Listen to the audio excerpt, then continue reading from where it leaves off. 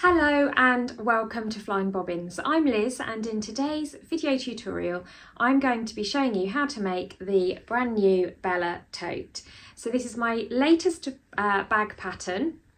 It's a lovely roomy quilted tote bag that is perfect for quilted puffer fabrics and also any double face fabrics. So the Bella Tote is really generously sized. Like I say, it's great for your double-faced fabrics such as quilted or puffer fabrics, or those lovely fabrics where you get the two different prints. It has interior pockets, a clip-out pouch. It's zip closed. You have this lovely big wodgy bow at the front, which also has a pocket behind it there. And then a sleeve on the back for putting on your trolley if you're going to use this as cabin luggage. It has a base on the bottom, so it's nice and boxed out with loads of room for all of your essentials, whether you're going for a day at the beach or the park, or whether you're going to use this for your holidays.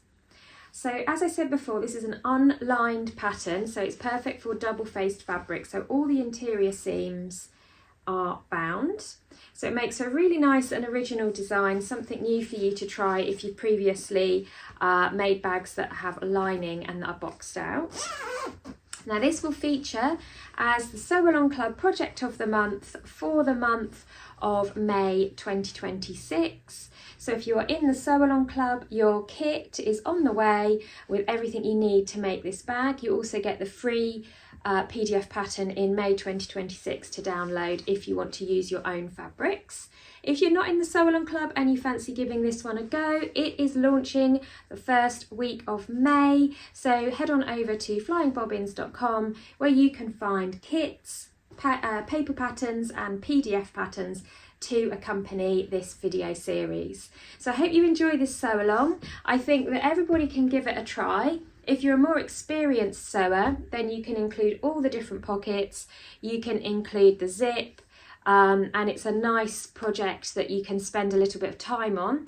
If you're a more novice sewer, then you can actually just use this pattern with a back, front, pocket base, and leave out the trickier parts such as the zip, and you've just got a nice simple quilted tote bag pattern that you can make up really pretty quickly.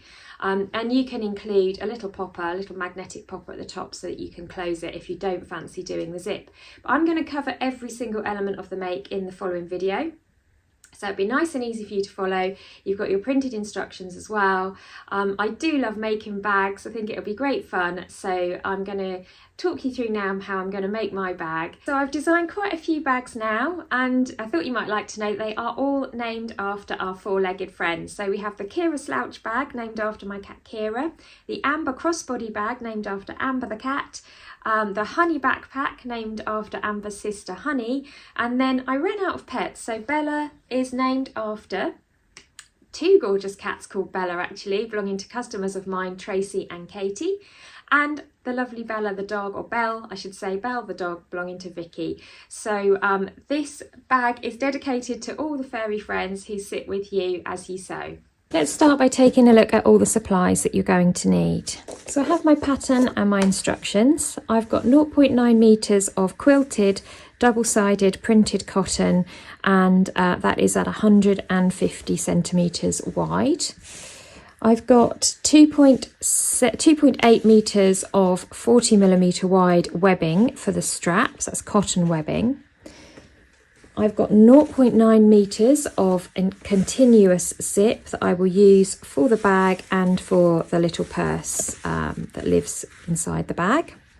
And along with that, my two detachable zip pullers.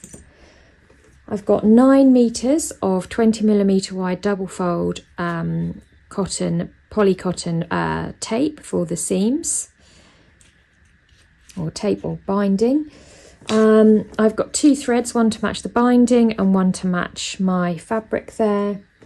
And then I've got 2 magnetic snaps. Now, if you were using your own tools, you could use a press stud if you've got the pliers to fix it. So that everybody can join in, I have just included magnetic snaps here because anybody can use those even if you don't have tools. And then for the interior of the bag, I've got a mini lobster and a D-ring. And now I'm also going to make a detachable shoulder strap, which is an optional added extra, because I know a lot of you ask for that. So this doesn't come as part of the kit, but it is an extra that you can add onto your project if you like. So I've got 2 meters of polypropylene webbing, which is nice and soft for that crossbody strap. It's slightly less wide than the cotton webbing that we're using for the grab handles. And then I've got the adjuster, 2 D-rings and 2 swivel clips that will all go together to make that strap. With regards to tools, I'm going to use a regular sewing machine with a universal needle. I need to get my ironing board set up. I am also going to set up my overlocker because I will show you how, for speed, I'm going to use my overlocker to attach some of the binding on this bag. Okay, so I've got my fabric laid out on my table here. Now you have got the paper pattern, so you can lay that out and cut around all your pieces. All of the pieces in this pattern are either, well, they're all rectangular in fact, so there's no tricky unusual shapes. And so in your instructions, I have given you various layout plans for different widths of fabric. And the way that I've done it is that the pieces kind of butt up next to each other, so it's sort of as least wasteful as it can possibly be. So what I'm going to do is I'm actually just going to measure out the dimensions and do it that way rather than cutting around bits of paper. It's less cutting because I can sort of then do one directly next to the other, if you see what I mean. So first of all, we have 2 piece A's, which are the front and back of the bag. And you have all of the measurements just printed there for you in your pack. So I'm going to measure down. I'm just going to use a washable fabric pen. And square that across. Because this has these lovely linear quilting lines, it's very easy to be nice and square. Okay, so once I've got that piece, I will just put a little bit of, I've got some parcel tape here so that I don't lose sight of which piece is which, and I can just put that on there, and that is piece A. And then we've got another piece A over here. Those are the fronts and backs of the bags, makes life easy.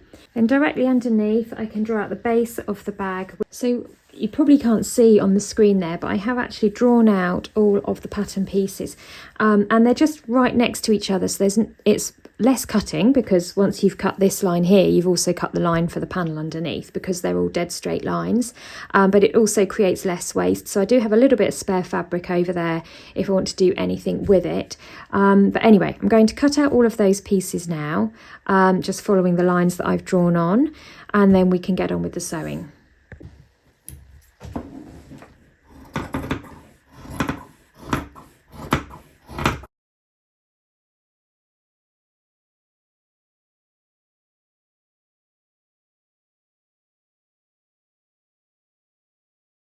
So I now have absolutely everything cut out and laid out in front of me here.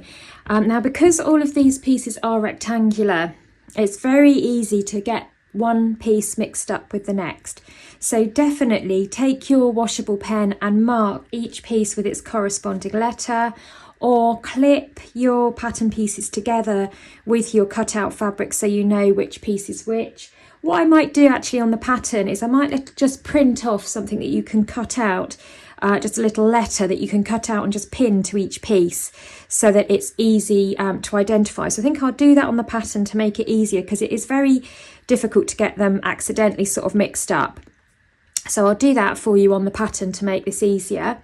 Actually, I was thinking I could create some stickers for when you're making whatever pattern you're making with like letters ABC on them.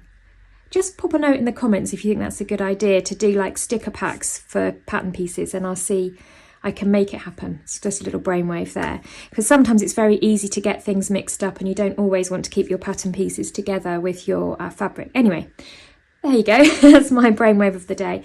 So just to run through the pieces, let's do a quick checklist to check that you have everything. So you should have two piece A, that is your back and front, and those are your biggest pieces there.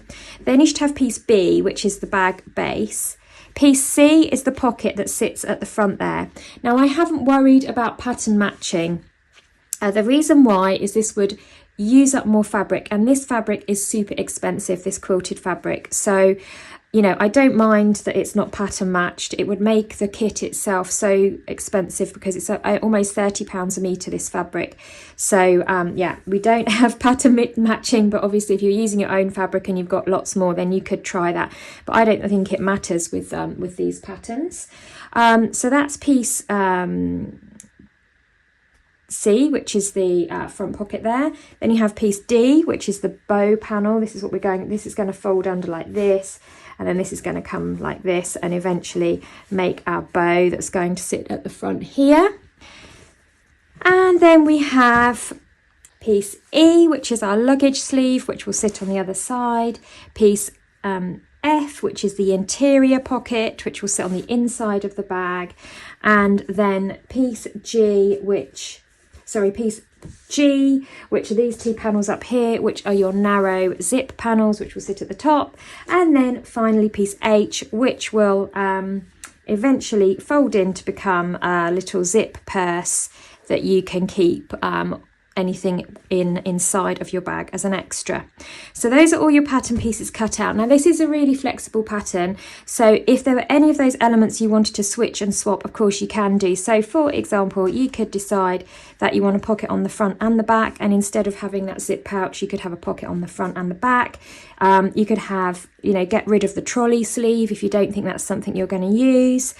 You could omit any of the pockets and just make a great big jumbo tote. You know, it's really up to you, but obviously I'm going to cover absolutely everything in this tutorial. And just to show you, this is the waist. So from that 90 centimetre by 140 centimetre piece of fabric, that is all we have left over. So it really is a minimal waist project, which is great. But I'm going to keep those scraps because I think that would be really useful for testing my stitches and practicing the binding techniques.